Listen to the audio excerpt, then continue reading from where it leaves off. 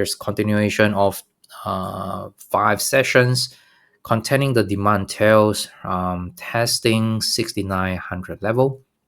So that's very constructive. So at least for every attempt to go down, there is demand come in and bought the dip. However, if you look at this, so these few volumes, so for example, since last Tuesday, although there's demand tail, localized increase of the volume was observed. So consistently, at least for 3 days. Okay, so Tuesday, Wednesday, and Thursday. So Tuesday, Wednesday, and Thursday just have a breakdown, because here we have at least 5 sessions of testing of 6900 level. Demand tail was observed, but ultimately there's a breakdown. But Friday posted this big reversal bar. Okay, we also discuss 6800, or even from this zone, so 6800, 6760, and this is a much more meaningful support zone. So as long as this zone is not violated, then this is still relatively strong uptrend, and also with accumulation bias, because here, before all this volatility shown up, we have a contraction of the volatility, so until here. So this is a gap down, pickup of the volatility, and subsequently there's increasing of the volatility. So from this point, it doesn't look that bullish, because what we want to see is the contraction of the volatility, for example, from here to here to here and here. So segment 1, segment 2, 3, and 4 is relatively constructive and textbook style setup. But instead of breaking out, suddenly this portion right here, okay, is increase of the volatility with increase of the supply. Although in terms of the supply level, this is still not too bad. Consider, apart from this gap down bar, the rest we do not have a increasing or expanding of the volume. So right now I want to see at least a contraction of the volatility. So this is the segment that I would like to see to become something like this. Okay, so if we get 1, 2, so if next round there's another segment similar to 2, I think that will be relatively constructive, because although the key zone at 6800 is not violated, this sort of the volatility and this sort of the reaction will need to be tested. So it will take time for it to have a few more tests and before initiate a breakout. So it could be via a higher low, or it could be still some consolidation.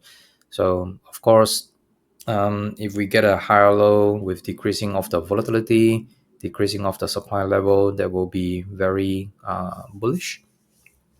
So right now, first level of the support will be 6800 to about 6760. So that is a zone that we need to see it holding up well. Otherwise, next scenario will be slightly bearish scenario. Means since we have a increasing of the volatility in this segment, and if shortly later we got some increase of the supply and also increase of the volatility with increasing spread, bearish bar, breaking down, it could have a quick acceleration to the downside. So next support level will be 6560. Okay, but so far my bias is still to the upside. So hopefully, as long as 6800 is holding up and we have a decrease of the volatility, decreasing of the supply, this will not happen. However, if we do get some more headlines and also some catalysts to push the price down, then it will become a larger trading range. Okay, so here could be the larger trading range, 65.20 to about 7,000. Then it will take a long time to consolidate, and we'll need to reassess the structure and also the bias for the overall trading range. So if we zoom out, this is a very clear-cut uptrend. A change of character suggests that this uptrend at least turning into a trading range. So attempt to break out in this segment, but with increasing of the volatility since a month or two. But the good thing is, at least from the supply perspective, I do not see a very threatening supply level, increasing of the supply, and also in terms of the volatility, it's still not too bad. At least it's not excessive volatility as in last year, October, November. Okay, so overall, this is still bullish. So in terms of the swing, this is downswing, upswing, downswing. Since Friday reversal bar, the swing is turning up.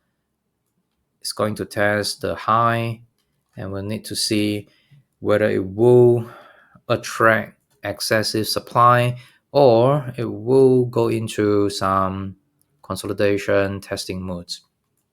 Okay, the swing is definitely still up. Comparing to the rest of the indices, Nasdaq is disappointed. I think we could easily tell if we just compare the structure.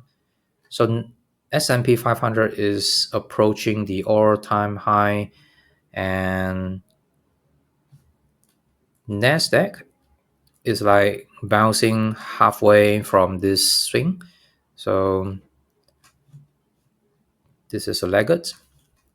Dow Jones, no doubt, that's all-time high since Friday. So that's the strongest. And Russell 2000 is not too bad if we zoom in. So here is a Russell 2000, at least since like last year May, is respecting the up channel. Apart from there's a fake breakdown here, so the rest of that is just respecting of this up channel. So once it's touching the overbought line as a reaction retracement, touching this 2600 support level and also the demand line from the up channel, getting some support, and it's bouncing up. So it's likely going to rally going to the other side of the up channel. That should be somewhere around 2800. So somewhere around here. Russell 2000 is worth to pay attention to. Consider that is really outperforming, and also there is a huge structure for the accumulation structure that lasts for 4 years or 5 years, 21, so close to 5 years. So even if we take into account this is a distribution, and let's just start from here, that's still very encouraging. But of course, there is a lot of the shakeout and huge volatility involved. But overall, here is the huge structure that we can lean on, and it's already breaking out. It's at the all-time high, bouncing up since Friday, and it's likely going to go up to test 2800.